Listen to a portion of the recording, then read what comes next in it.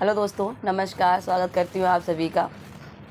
शुक्ल जी के इतिहास में सबसे पहले हम आदिकाल स्टार्ट करते हैं और आदिकाल से हम भक्तिकाल, रीतिकाल तक तो बहुत आसानी से पहुँच जाते हैं और इस टॉपिक को हम कई बार पढ़ लेते हैं। कारण ये है कि हम शुरुआत ही वहीं से करते हैं, आदिकाल से। तो पढ़ते पढ़ते हमारा जो उत्साह है वो रीतिकाल तक अच्छा खासा रहता है। जैसे ही हमारा आधुनिक काल स्टार्ट होता है फिर हमें वहाँ से बोरियत सी महसूस होने लगती है कि इतना पीछे कुछ पढ़ लिया है अब आधुनिक काल। तो यहाँ पे शुक्ल जी को जो पढ़ना है, उनके इतिहास को पढ़ना है, बहुत आसान तो नहीं है। शुरुआत में जब इनकी भाषा को आप पढ़ेंगे तो बहुत दिक्कत होगी। पहली बार में तो समझ में आने से रहा, इतनी बोरिंग लगेगा आपको कि मैं क्या पढ़ रही हूँ या पढ़ रहा हूँ, तो दिक्कत तो होगी। तो मेरे साथ भी यही कंडीशन थी।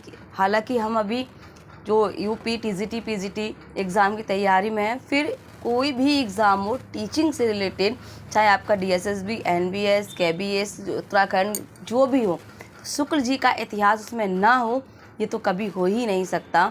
तो ये तो बहुत ज़्यादा सर्वोत्तम किताब है और सभी की क्या कहूँ कि इसको पढ़ना ही पड़ता है। जब तक आपने शुक्ल जी को नहीं पढ़ा मतलब आपने हिंदी साहित्य का इतिहास ही नहीं पढ़ा। तो यहाँ पर बहुत सारी समस्याएं ये रहती हैं कि इनके जो किताब है इसको पढ़ा कैसे जाए, बहुत ज़्यादा बोरिंग लगता है और भाषा समझ में नहीं आती। जो न्यू कैंडिडेट्स हैं उनके साथ ये समस्या हो सकती है, शायद जो पहली बार किताब को पढ़ रहे हैं तो ये जो उनकी भाषा है वो बोरियत लगेगी, दिक्कत लगेगी। तो मैं बस यही कहूँगी कि जब मैंने भी इसको फर्स्ट टाइम पढ़ा था, सच में कुछ भी समझ में नहीं आया था, ये लगा पढ़ क्या रहे हैं। फिर मैंने जो हमारे सीनियर थे उनसे मैं डिस्कस किया कि उनकी किताब में तो कुछ समझ में नहीं आ रहा, क्या करें। तो उन्होंने कहा कोई बात नहीं, केवल एक ही काम करना है, तो मैं केवल उसको पढ़ना है, समझने की कोशिश अभी मत करो। तो मैंने उसको किताब को एक बार पढ़ा। जो चीज़ें पहले कहीं देखी सुनी थी या हमने कोई प्रैक्टिस सेट लगाए थे, जब कुछ कुछ पॉइंट्स उसमें यहाँ दिखने लगे, जैसे कोई एग्ज़ाम में कोई प्रश्न पूछा गया वो इसमें दिखा तो लगा हाँ ये तो यहाँ से पूछा गया, तो थोड़ी थोड़ी शुरुआत हुई समझने की किताब को। फिर दूसरी बार पढ़ा तो बिल्कुल थोड़ी शुरुआत हुई। कुल मिला के यदि शुक्ल जी को आप पहली बार पढ़ेंगे समझ में नहीं आएगा, लेकिन दूसरी बार पढ़ेंगे तो यकीनन चीज़ें आपको समझ में आने लगेंगी। थोड़ी थोड़ी शुरुआत अच्छी से हो जाएगी। हालांकि मुश्किल है लेकिन नामुमकिन नहीं है, बस कोशिश करिएगा। और मेरे पास कमेंट था कि इतना टाइम कैसे निकाल लेते हैं कि आपने शुक्ल जी की किताब पूरी पढ़ भी ली। तो यहाँ पे टाइम निकालने की बात ये है कि भाई थोड़ा सा मैनेज करना पड़ता है। तो यदि आप 1 घंटा प्रतिदिन इस किताब को दे रहे हैं, फिर आपकी कैपेसिटी है आप आधा घंटा, 1 घंटा, 2 घंटे, 3 घंटे जितना देना चाहें शुक्ल जी के किताब को आप दे सकते हैं। मैं ये नहीं कहूँगी कि आपको ये 5 दिन में 10 दिन में ख़त्म करनी है, कोई दिक्कत नहीं है। डिपेंड करता है आपके, आप चाहें तो आधा घंटा सुबह, आधा घंटा शाम, अपने टाइम के अकॉर्डिंग, अपने सुविधा के हिसाब से इसको पढ़ सकते हैं। तो यहाँ पर किताबों को हम कैसे पढ़ें और टेक्स्ट बुक जो है उनमें हम कैसे समझें कि यहाँ से महत्वपूर्ण प्रश्न बन सकते हैं। तो यहाँ महत्वपूर्ण प्रश्न आपने जैसे अगर कोई एग्ज़ाम दिया है तो आपको ये अनुभव हो चुका होगा कि प्रश्न किस तरह से बन सकते हैं। यदि आप फ्रेशर हैं यानी फर्स्ट टाइम किसी एग्ज़ाम की तैयारी कर रहे हैं तो आप थोड़ा सा बैक पेपर देखिएगा, वहाँ से आइडिया लग जाएगा कि प्रश्न कैसे कैसे बनकर आ सकते हैं। तो जो अभी हमारा पीजीटी का एग्ज़ाम होने वाला है, अभी तक तो यही क्लियर है कि जून में ही होगा। तो उसके लिए मैं अभी क्या पढ़ रही हूँ, कमेंट्स में आप लोगों का था, तो मैं जैसे कि 1-2 बार बोल चुकी हूँ कि जब हम किसी बुक को उठाते हैं तो शुरुआत तो बहुत अच्छे से हो जाती है, लेकिन मिड सेशन तक आते आते हम डाउन हो जाते हैं। तो मेरा भी कुछ ऐसा ही हाल है। बात करूँ मैं आधुनिक काल की, मैं अभी वही लेकर बैठी थी, आधुनिक काल ही, आपको दिख रहा होगा, शुक्ल जी की ही किताब है। 1 मिनट, आधुनिक काल को लेकर बैठी और शुक्ल जी की किताब को मेरे पास इस तरह के 2 हैं। एक तो रामस्वरूप चतुर्वेदी जी की जिन्होंने भूमिका लिखी है वो मैं पढ़ चुकी हूँ और इसको भी मैं पढ़ चुकी हूँ। फिर से देखने की कोशिश है, मैं ये नहीं है कि 100% इसमें दे ही रही हूँ।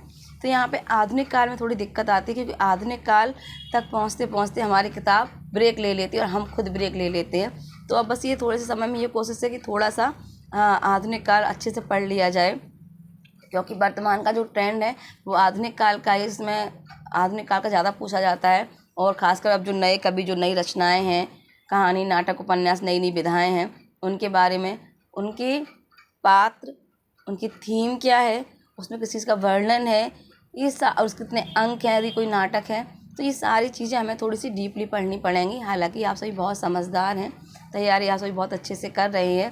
तो यहाँ पर एक ये तरीका कि कमेंट्स था, पद्य साहित्य पढ़ लिया है पर कुछ समझ में नहीं आ रहा है।